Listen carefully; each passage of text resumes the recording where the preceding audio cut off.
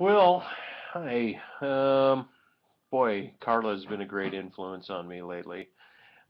Interacting with me, connecting me with Suicide for Celluloid's videos, and another video.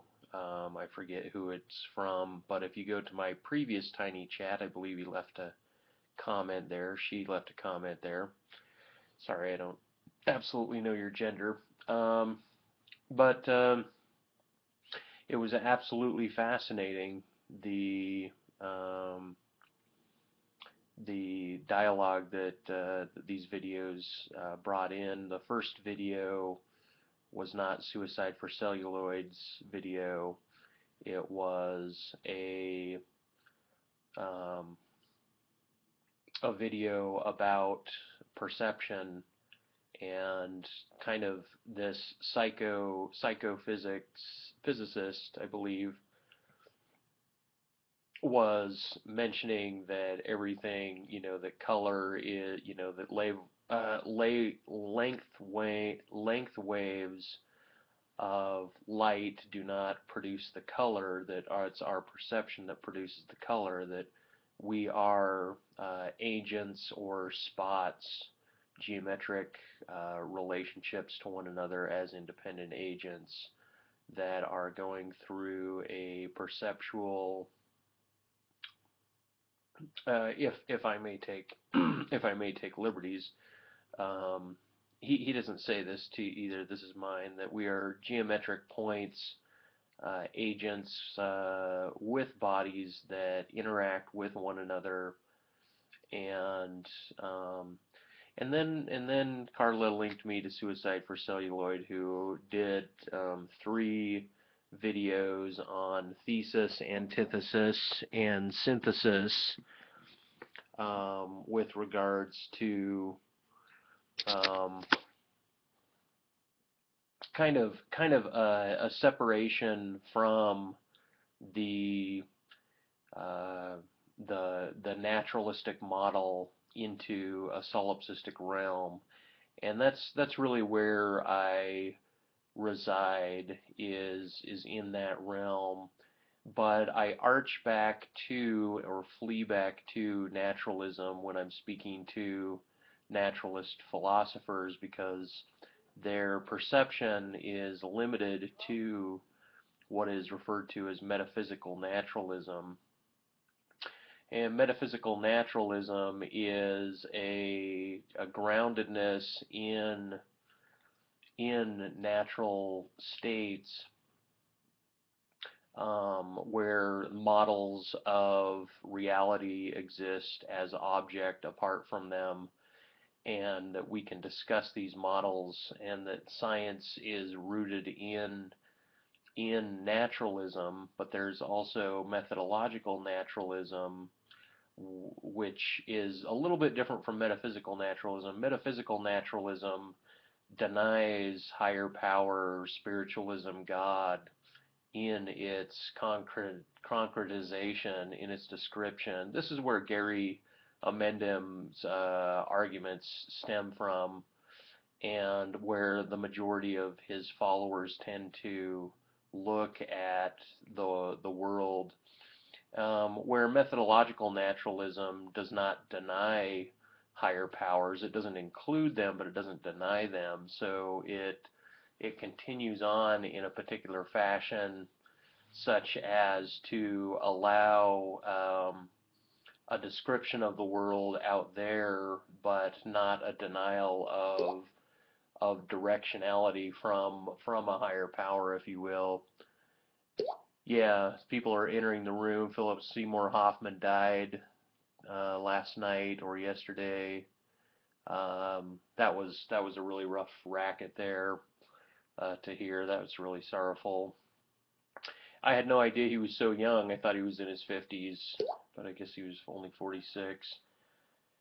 Um, Suicide for Celluloid continued to move the discussion into solipsism, into a realm where the difference between, you take the transcendent, which is the object, and you transform it into the immanent, that there's an immanent knowledge of a solipsistic realm of the world which we butt up against. And the so his discussions moved the conversation from from kind of the outward object to the internal perceptual world, which was, you know, very kind of a good starting point to discuss the universe that I think that I fall in.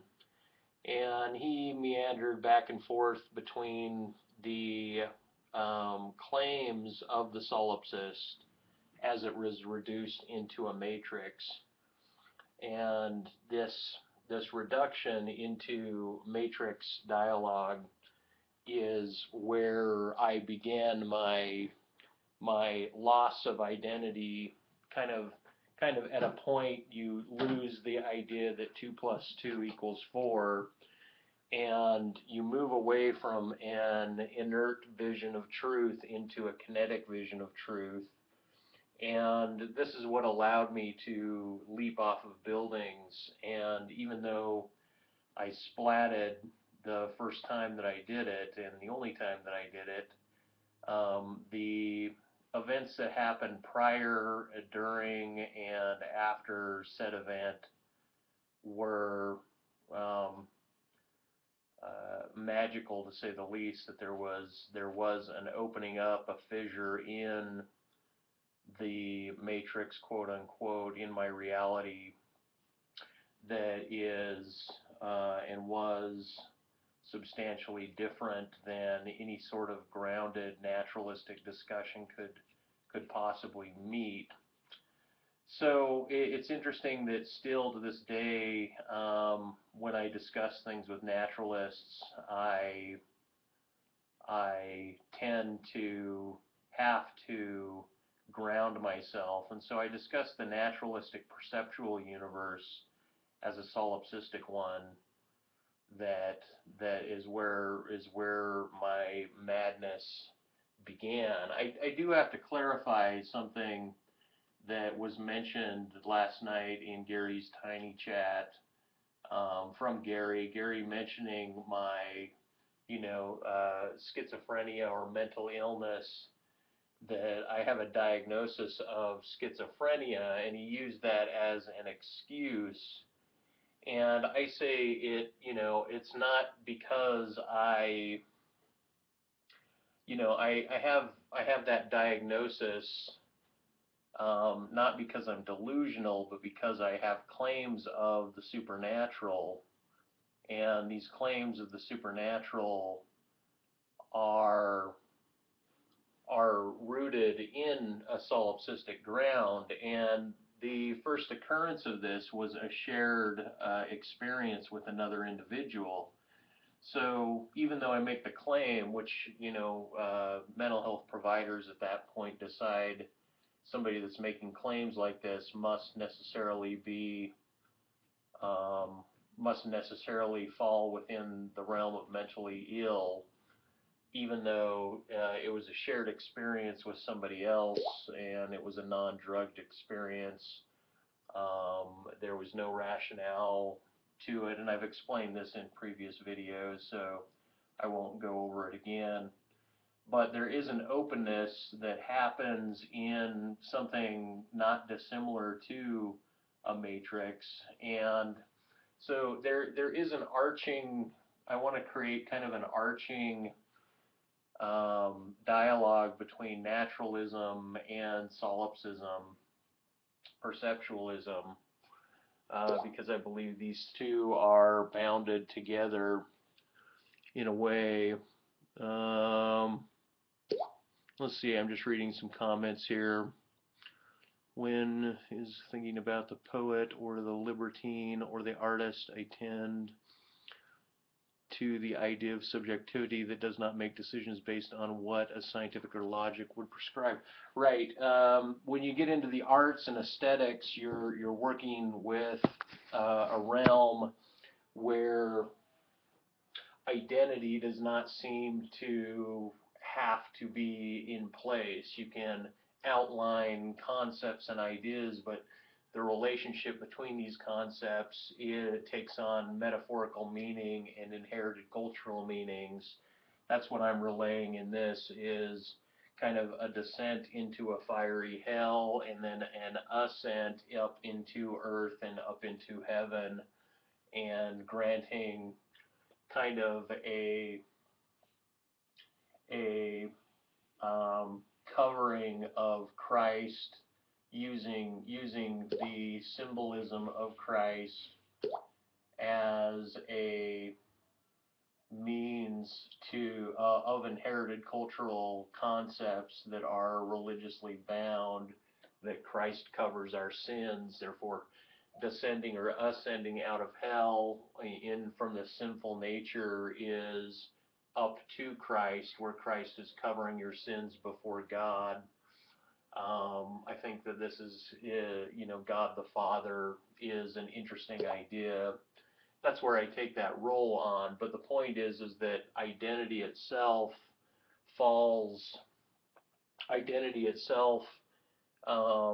takes on a loss of meaning. There's a loss of meaning with identity. And so it was really great to have Carla introduce herself in discourse and link me to somebody that has a grounded philosophical understanding and dialogue into the realm in which I can start into a notion of a correspondence theory of truth, or an absenting of a correspondence theory of truth, because it relates directly with what it is my claims are, how it is I view ourselves as ungrounded and yet entirely reactive to models within the universe, that naturalism is a perceptual model that people adhere to, and that we're really just dealing with our own solipsistic universes, but there are other people, other agents, even though in the complete solipsistic realm, all of you guys are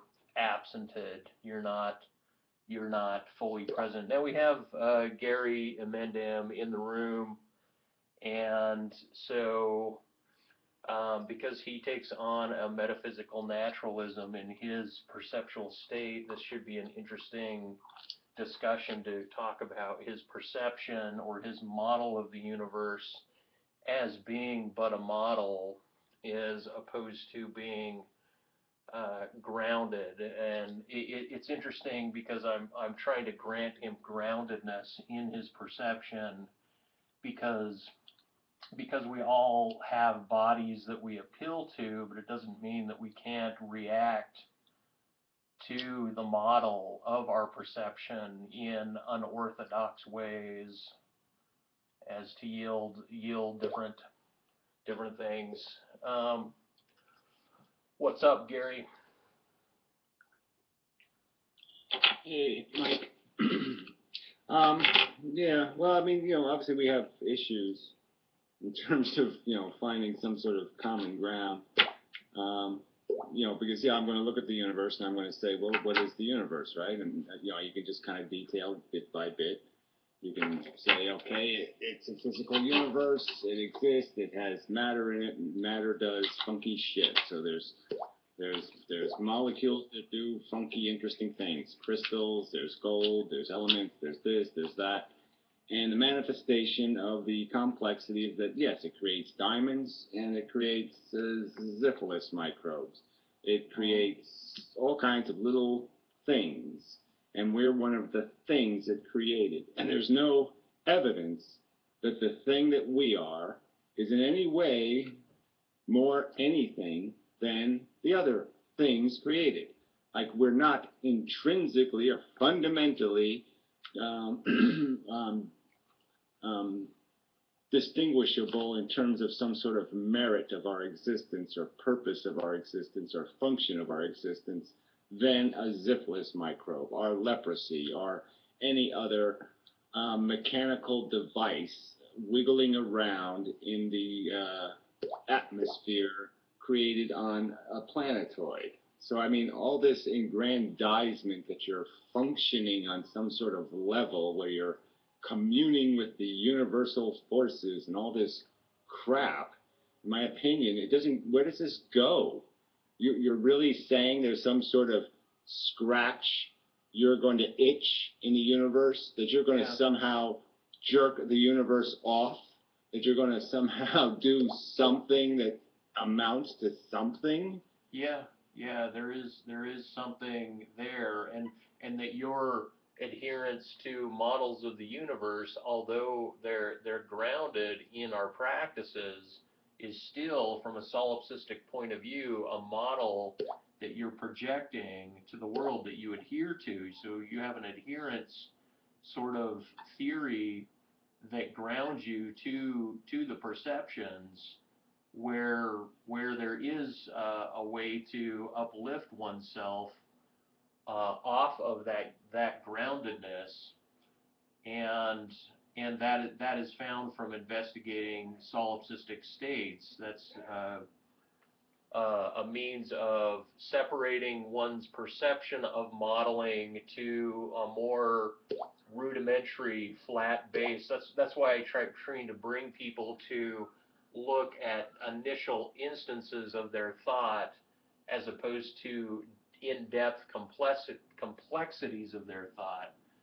I'm not saying necessarily that you're going to jerk off the universe, but that you can affect the universe directly by interacting with it in when you lose the law of identity, when you lose an adherence to grounded models, and you take on a type of insanity, a kind of model of insanity for your own being, which I encourage people through deconstructive processes to do. And so... Well, can't we just stop there? How do I make even sense out of that? Okay, let's go be insane. I mean, again, now we're back to vocabulary. So now words don't mean anything again, right? Now somehow insanity means enlightenment. Is that what you're saying? Oh, yes, it's very enlightening to be insane. No, that's not the definition of the word insane. The definition of the word insane is that you eat your own poo and bash your own brains out with a fucking rock. That's the definition of fucking insane, is fucking counter to any kind of sensible function. So it's not even chaos, it's nonsense. I mean, maybe even the word nonsense doesn't mean nonsense anymore. Nonsense somehow means smart now. I mean, what words are going to mean anything in this conversation? Well, if you look up metaphysical naturalism, you'll see that that's your position, that you take a model of the world and you have a denial of God or supernatural powers or any other processes that might affect the universe, your universe. And then contra to that is methodological naturalism, which doesn't deny supernatural powers, it just doesn't include it. And so that includes scientists who believe in God, but they still practice science. And so you're clear down in that grounded mode, and I'm trying to slowly, layer by layer, move. What's the point of having a philosophical conversation if you're going to inject into a philosophical conversation the fact that you like to stick pencils up your ass? Now, the fact that you enjoy sticking pencils up your ass might be interesting for your own psychological evaluation or your physiology. Maybe you have an ass that seems to have a lot more neurons in it and it likes to have pencils in it. But it wouldn't mean anything as a philosophical starting point. It's fucking irrelevant. The fact that some scientists are emotional asswipes who need the security of a God blanket has nothing to do with science. It has nothing to do with philosophy capacity or integrity as a thinking device. It has to do with the fact that they are emotional basket cases who can't get on with their life without believing that there's superpowers in the universe that somehow run through them and have a personal relationship with some sky daddy. I mean, that is not science. There's no evidence of the God. It's just some kind of pencil they like to shove up their ass. It's not relevant to a rational conversation about fucking reality. Who likes to have pencils up their ass cannot possibly mean anything to a rational human being trying to discover what the truth is. Well, you know, once again, when you boil it down to truth, you have to consider yourself as an agent in the universe discussing just exactly what it is you're discussing. You're taking on a logos, a process of dialogue, and you're delimiting it, or you're limiting it within the paradigm that says none of this can possibly happen because none of it's true. And right, for the practices of science, I agree that you want to disclude the kind of madness and just bring in arbitrary dialogues or processes or practices. There's no sense in doing that for the practice of science. But I'm just trying to say, you have a litany of focus on that particular ground. That's the way you ground it. Yet it's almost as if you don't want to grant credence to other perceptual facts, anxiety, irritation, instances of mental consideration. And when I say instances of mental consideration, I'm discussing things that are more solipsistic, where you grant yourself as a perceptual agent that's accepting models. You wouldn't have been able to agree with evolution if you didn't hear about evolution. It took Charles Darwin and his theories for you to even have this concept. No. Charles Darwin didn't invent the theory of evolution. He proved the theory of evolution. He compiled evidence that the idea of evolution existed for thousands of years. All right, it wasn't something you needed Charles Darwin to see the logic in it, to see the possibility of it, to recognize that the world might be billions of years old was not something no human being could deduce. Okay, it was completely deducible. Charles Darwin merely collected enough evidence to make the statement a public statement saying this is probably the truth. So he was making a truth statement.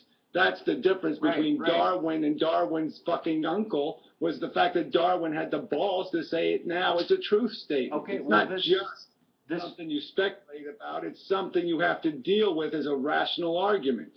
Right, okay, and this brings up propositions of truth, and this brings up this notion of truth being inert, truth being a static, independent idea that exists outward beyond our perception as opposed to internally through our perception.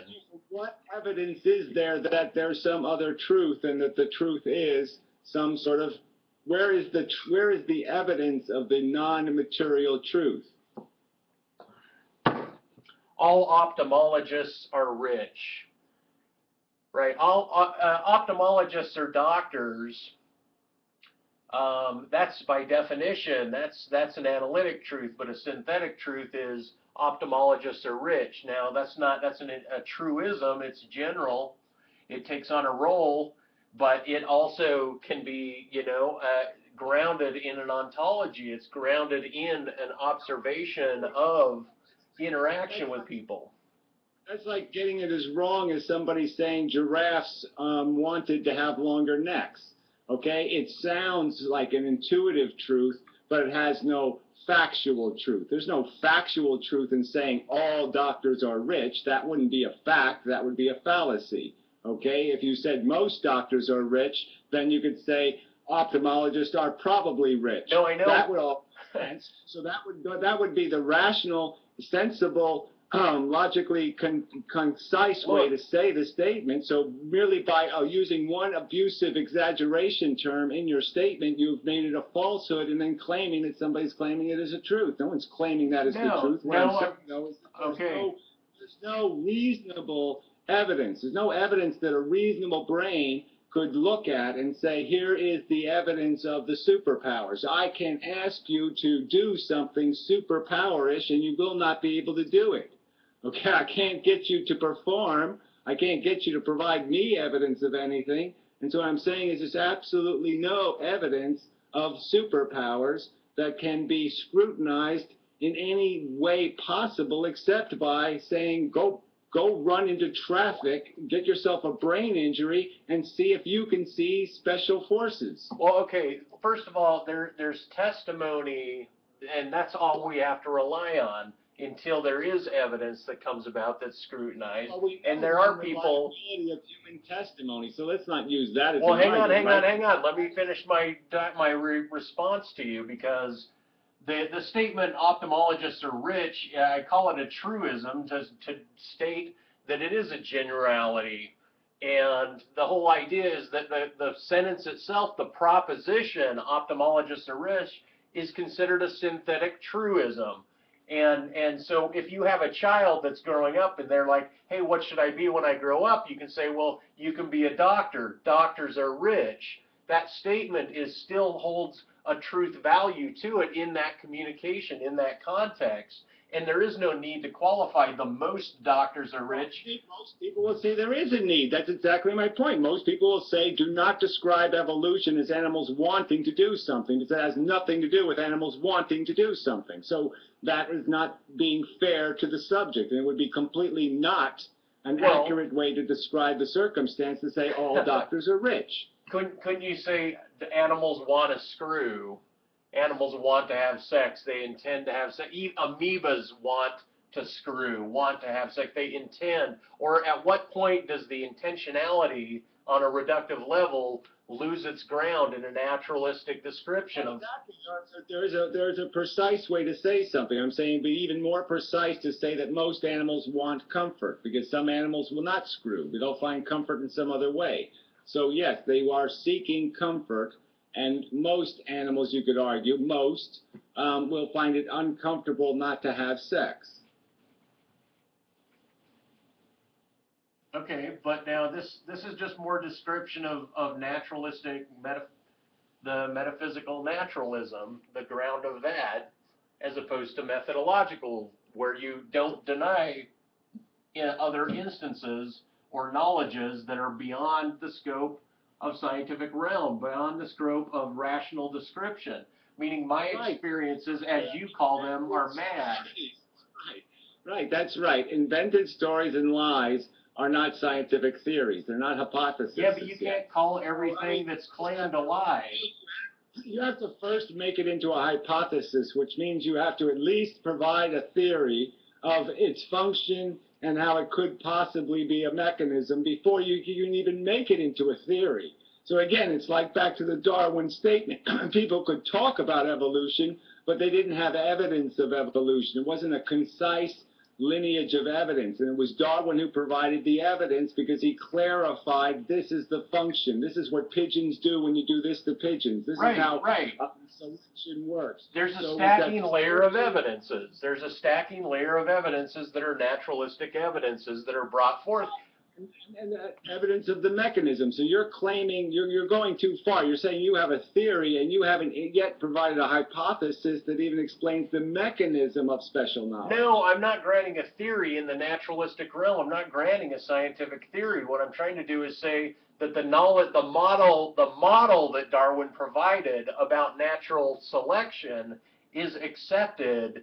And without that model of natural selection, you would not have natural selection as something to appeal to in your mind, and that all models of perception are things that you inherited based on other people contributing their dialogue to the whole universe of interaction of the logos. To your burden, okay? I'm trying to get to your burden. You have a theory that says human storytelling has legitimacy. All the evidence suggests that human storytelling has no legitimacy, that every person that says something extraordinary, most of them, we won't say every, but most of the time, they're demonstrated to be full of fucking shit. Why won't you say every then? Why won't you say in every case, anyone that claims they saw a UFO is full of shit? To demonstrate this shit is hard to do, right? So some shit stories you can't prove the shit story impossible because it's so vague and so empty in terms of what it's saying, that there's no way to prove it wrong, right? So somebody could just say, we live in the matrix, and yeah, I'm not going to be able to do anything with that argument, in terms of a proof. I can't prove we don't live in the matrix, obviously. Right. So some vague storytelling is just vague storytelling, and it's so vague I can't prove it to be flawed. I'm just saying that every time. I'm saying most of these stories, though, we do actually, and we're able to prove the person unqualified, or we demonstrate like crop circles or something. The guys who invented it come out and say, yeah, we were fooling everybody, we're full of shit, the whole thing was a lie. And so, yeah, we all figure out that it was a lie. You think all crop circles are explained then, and notice how you keep appealing to the I cannot explain, and then you move it to a we cannot explain. The people who invented crop circles admitted that it was a fraud. So, yeah, I'd say that all the people copycatting the fraud are frauds. Yes, that's correct. Okay, I don't think the aliens started doing crop circles after somebody faked a crop circle. That would be rather coincidental, wouldn't it? Well, yeah, it would be rather coincidental, but what to say of all the other crop circles that are out there? But I don't want to linger on crop circles. I'm more about you appealing to the word I. I cannot explain somebody that says that we live in a matrix. Well, if I claim that we live in a matrix based on my solipsistic deconstruction, and I say that there's evidences that I have that are personal to me that I cannot, in your mind, you could not wrap your mind around it because there's no difference for you to make, or there's no experience for you to even investigate the idea of a true matrix, meaning it can be painted out for you in a movie, but it can't be demonstrated in any particular way unless you were to jump off of a building, unless you were to see other objects. These things that you cannot include into your dialogue, and I cannot evidence into naturalistic considerations. That is a huge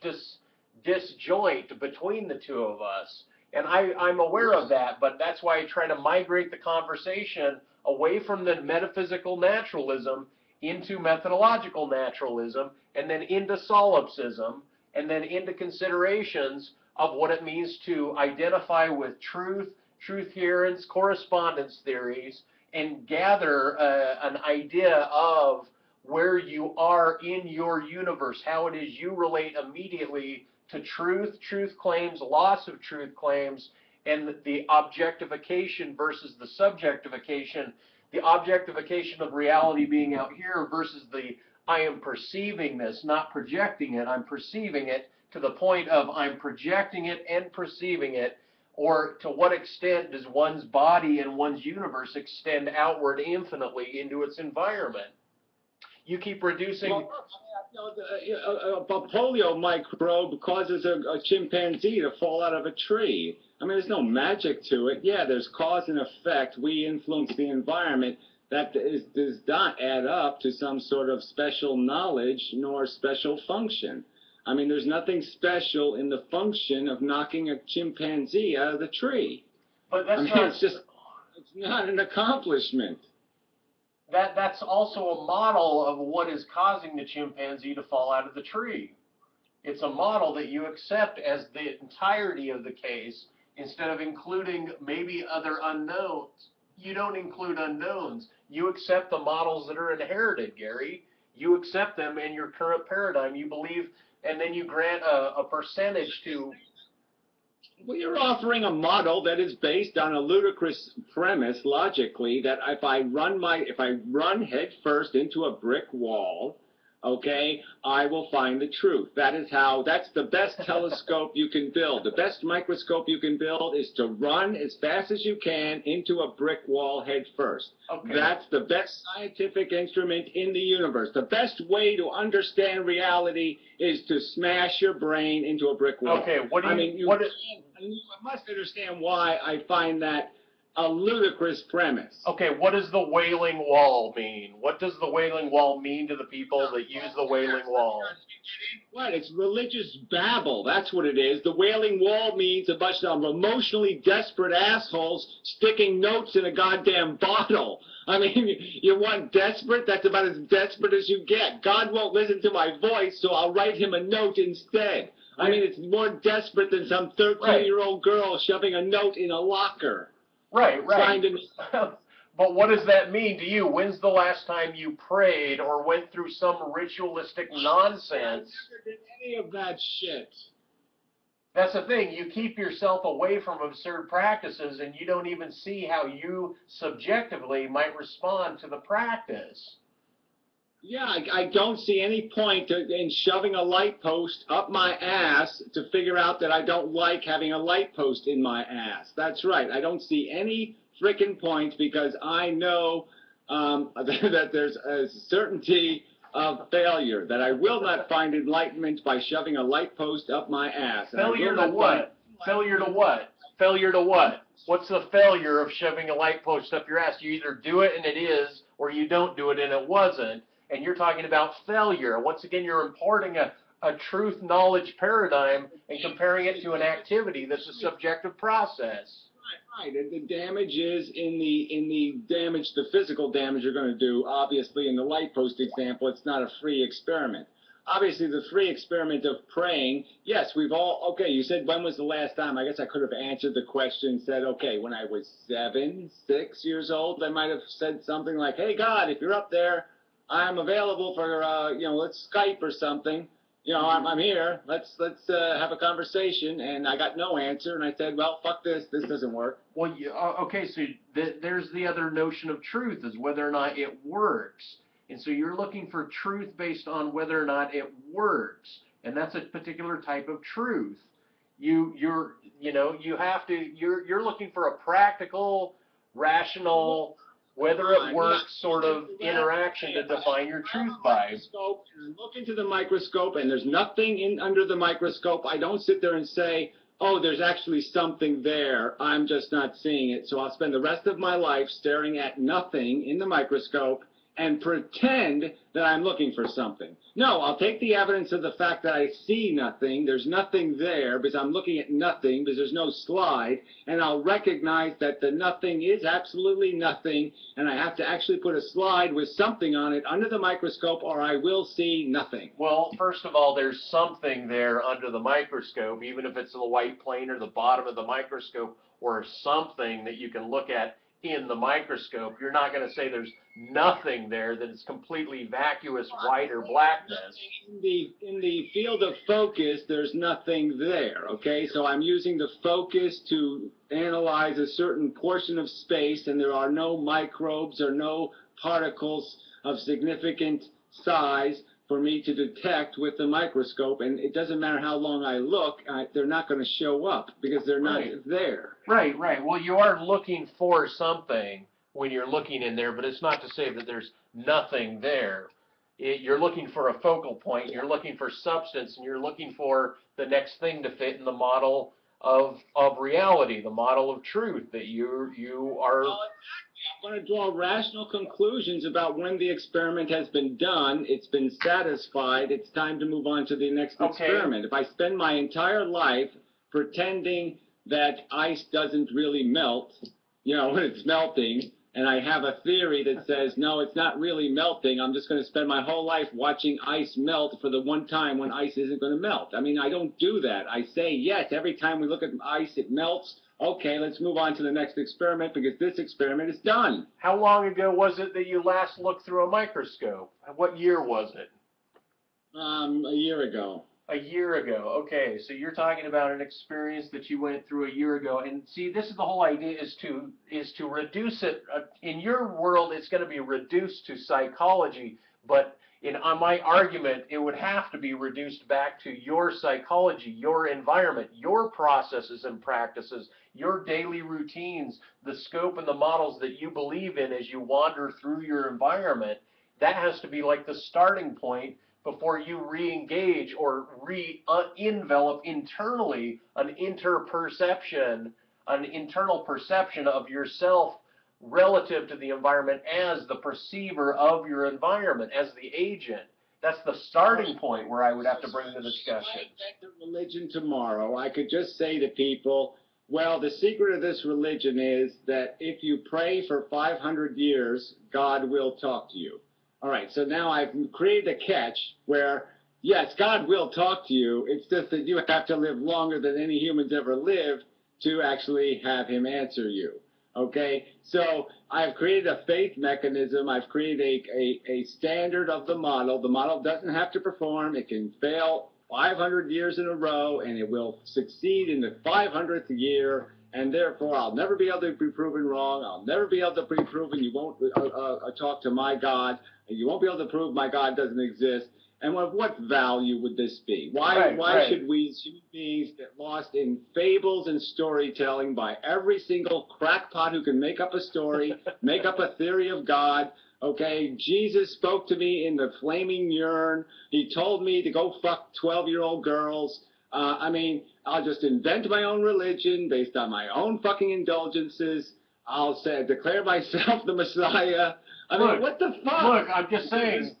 You haven't gone through a denial of gravity, a denial of identity. You're so afraid of suffering and sufferability that you won't experiment sticking the post up your ass to see whether or not anything would come of it, whether or not there's anything extracurricular, because you're too grounded in your practicality. I'll do it if you give me one sliver of rational fucking argument in defense of it. There's no something may come of it. Something may come of it. There's nothing in the microscope to indicate shoving the fucking light pole up my ass is going to work. So do it anyway. Do it because there's nothing. That's the point. Do it because there's nothing. Well, that's not logical. Yeah, it's not logical. Do something non-logical. Break your bounds of your logical reasoning. Yes, okay, I get it. Okay, enlightenment is found by running as fast as you can into a brick wall head first. That's enlightenment. Do the Xanadu thing. I think that's insanity, and I think that's retardation, and I think that's delusion, I think that's illusion. It's also all of that. It is also all of that. From the grounded perception, it's all of that. A desperate effort to make life make sense by destroying your brain's capacity to think. Yeah, go through that process and then get back to me. Right, exactly. Well, that won't happen. But so yeah, no, it's not going to happen. Right, I'm not going to go insane under the delusion that that's the truth. Well, then you're missing out. That's all I got to tell you, because I mean that's where we just really don't have anywhere to go with this, because I came back from insanity. I came back to a grounded realm from insanity after losing my internal monologue. I would sort of argue that you're not all the way back yet. All right. So keep trying to get back. Well, back to you is getting into metaphysical naturalism. Is to be absolutely grounded and slice away my godhead, slice away my personal experiences that are extracurricular and radically beyond my own explanation when I do apply reason. Exactly. Recognize that you still have some hemorrhages in your brain that are creating silly and idiotic notions. I mean, I just don't see how the prescription could be anything else. I mean, I broke my brain. Now I'm, somehow going to take the brokenness into the real world and make the real world conform to the brokenness.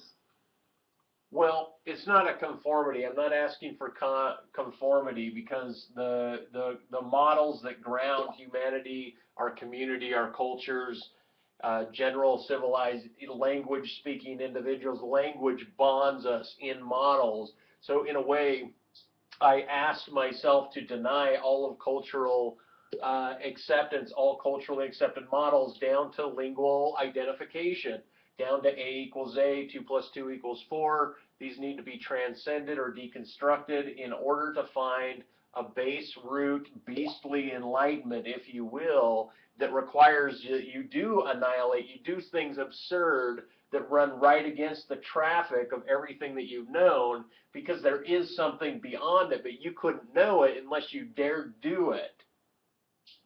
Well, I mean, isn't that just breaking the idea of absurd then? Because all of a sudden somehow being absurd isn't being absurd, because somehow being absurd is being reasonable. How absurd am I?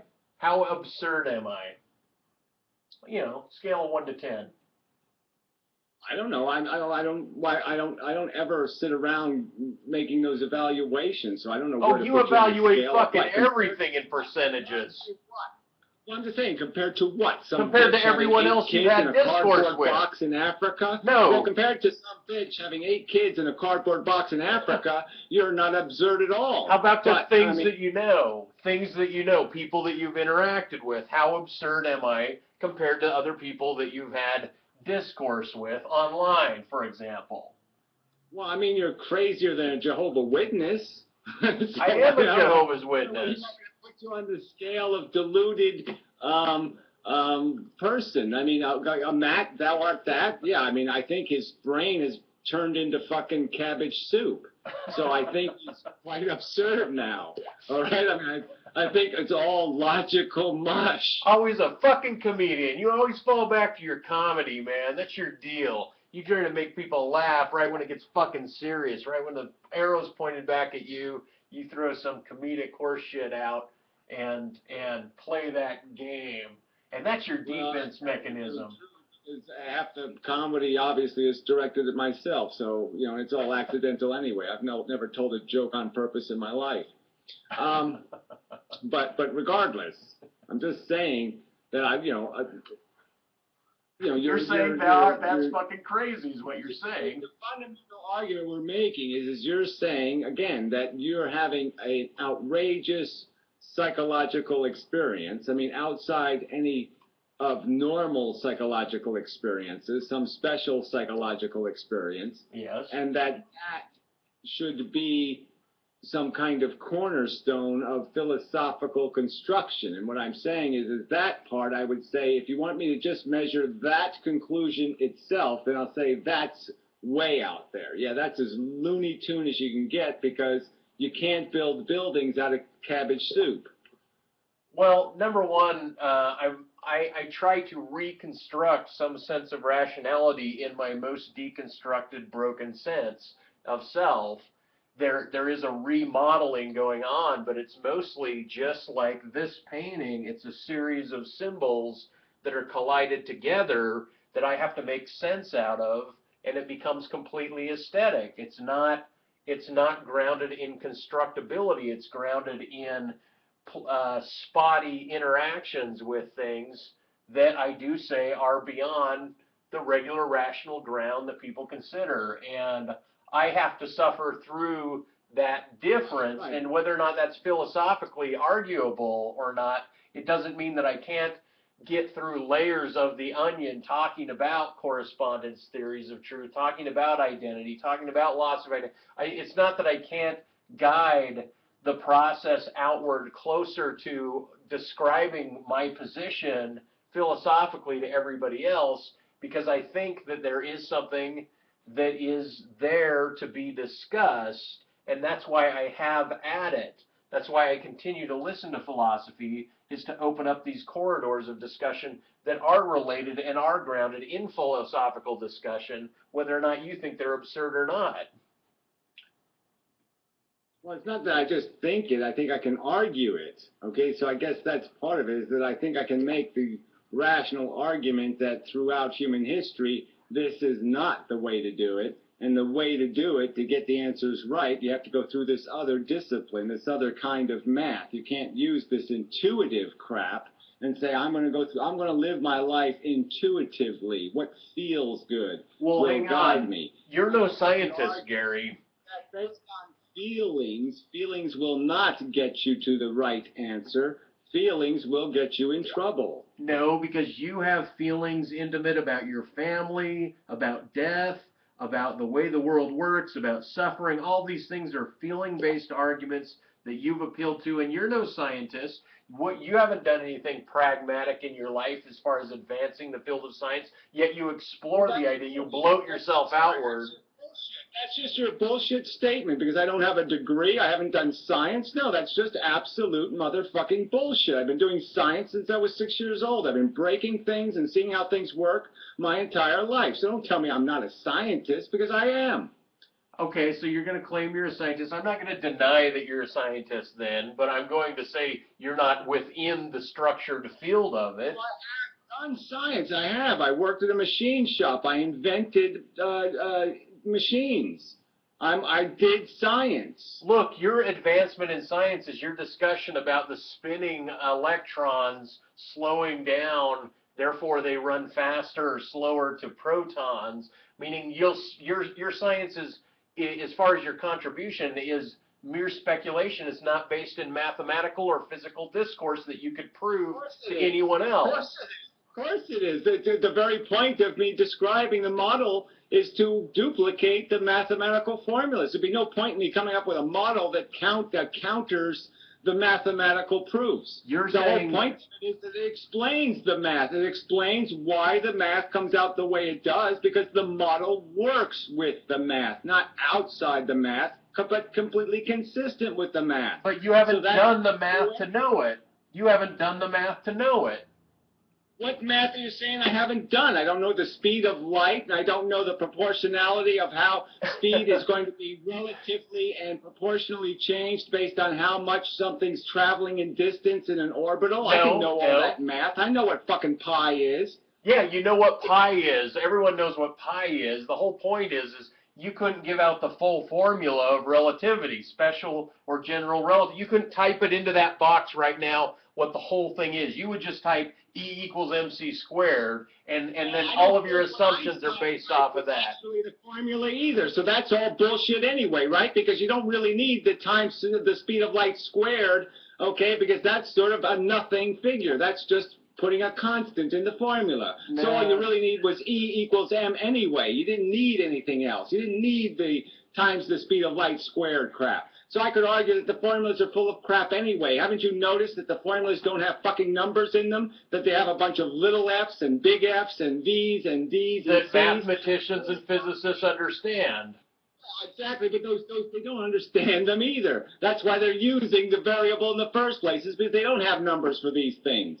All they have is relativistic, proportional statements that they can make that, yes, if you have this frequency, then the wavelength is this. And the amplitude will have to be within this range because of those two circumstances. So that's all they've got. And I'm just saying I do know that math. So you're going to keep arguing for my competence to propose a hypothesis. I think that's just bullshit. I'm just saying, all those things that you described, they lay out in mathematical terminology. They actually are there working on it in the field, where if someone said, hey, Gary, what do you do for a living? You don't say, I'm a physicist.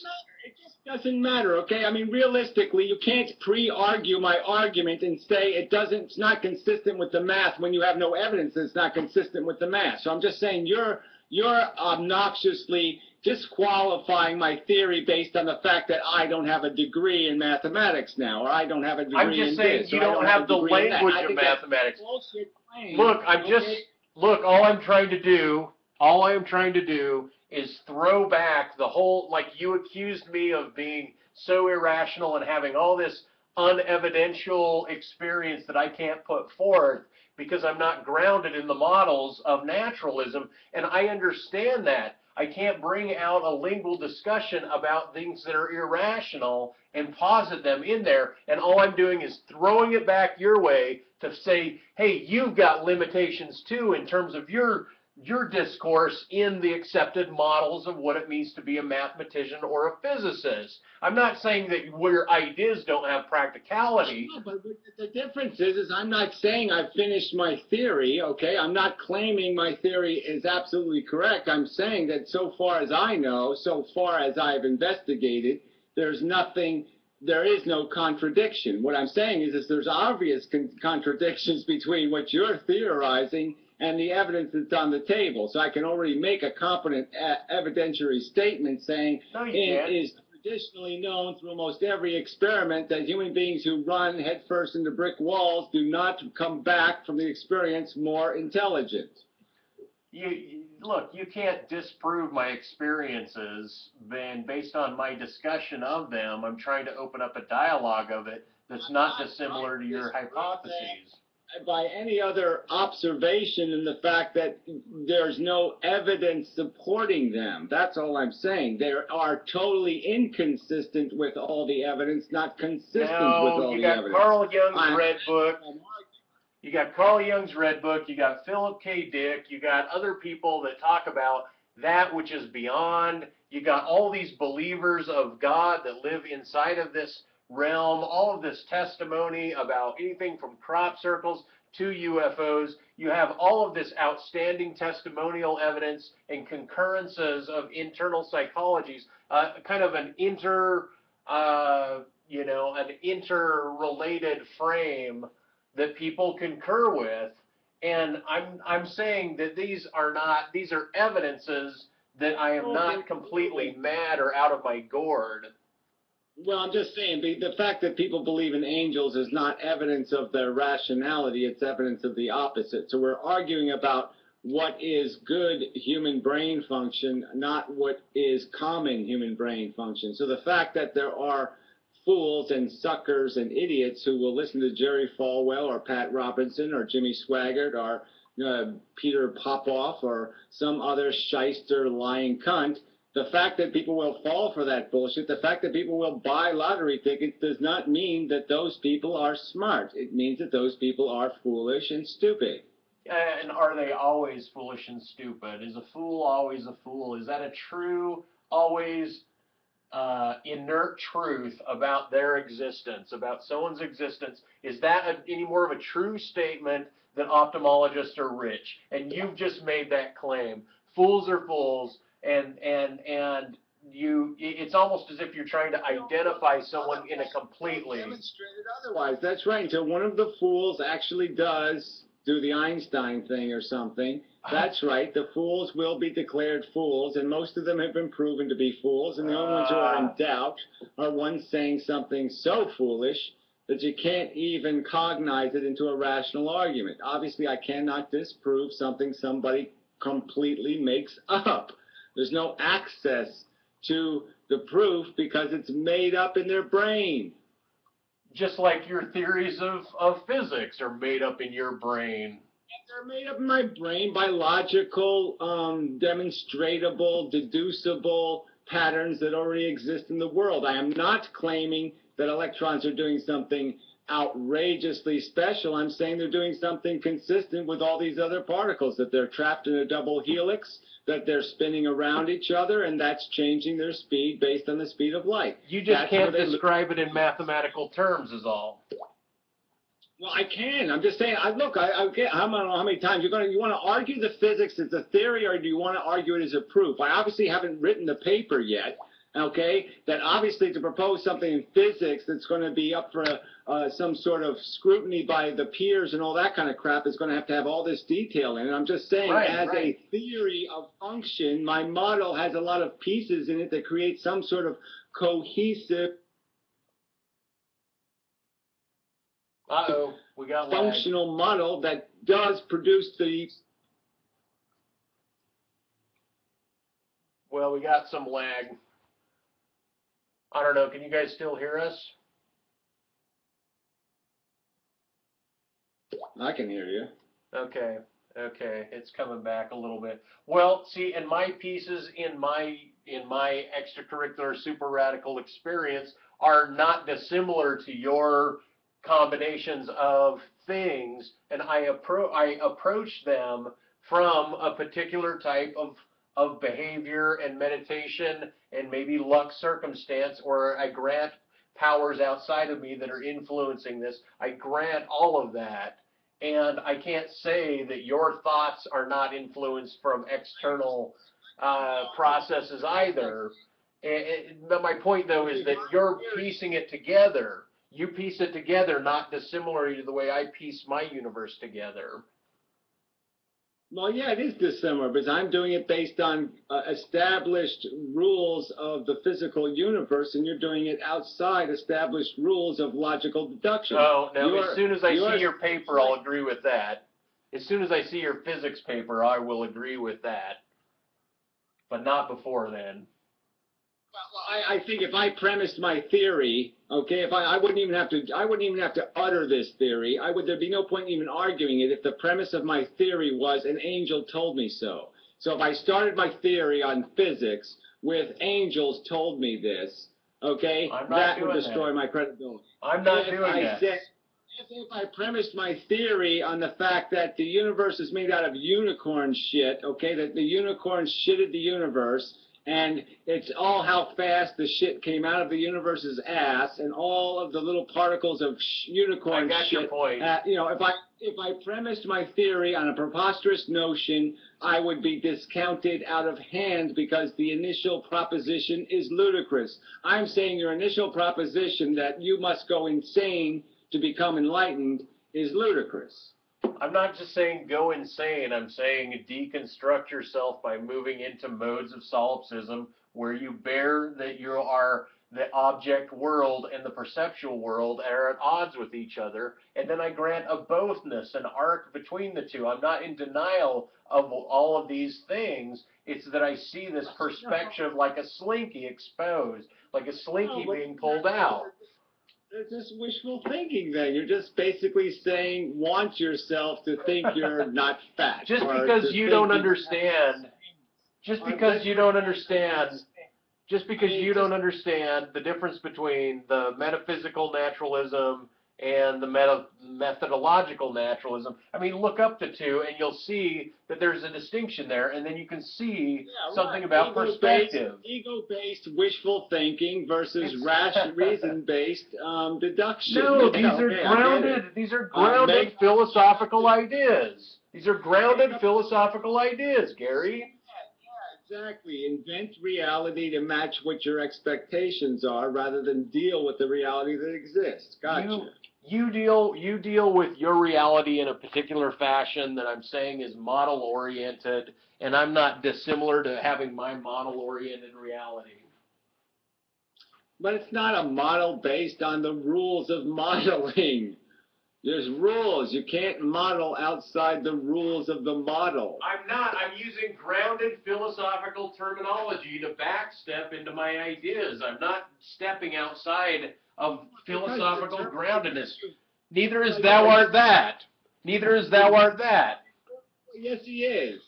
No, he's not. Inventing words and ideas. He talks of love and spirituality, and he uses terminology that has no meaning, no definition, and he uses it as atomic variables that he can shove into any equation to make it logical. He can just shove the magical asterisk into the equation, and therefore it all comes out okay because I put in an absolute flying turd. I mean, I invented the flying pig turd. I can put it anywhere I want, and I can make anything make sense because the flying pig turd did it.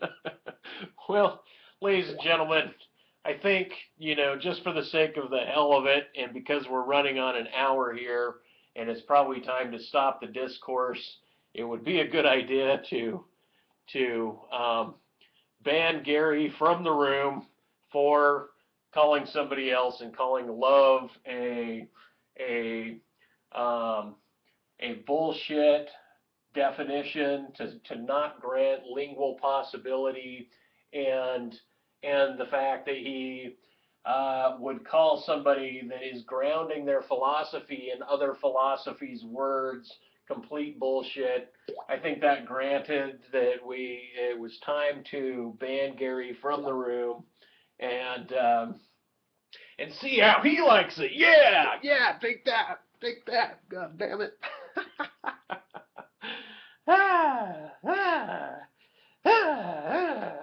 Anyway, now I'm all amped, but I had to do it. I had to do it. It's such a rare thing to be able to ban Gary from a tiny chat room or a discussion room. So I feel like a champ. That's right. Yeah, for what it's worth. Anyway, I want to read the comments that you guys have been dropping in there. I'm going to go ahead and conclude the YouTube video now, and I appreciate y'all for joining, and it doesn't mean Gary's not invited back. It's just that I had to give him the 1-2 because he's so good at giving it to other people. So back at you, buddy, and we will call this one a wrap. Oh, thanks for liking my mohawk.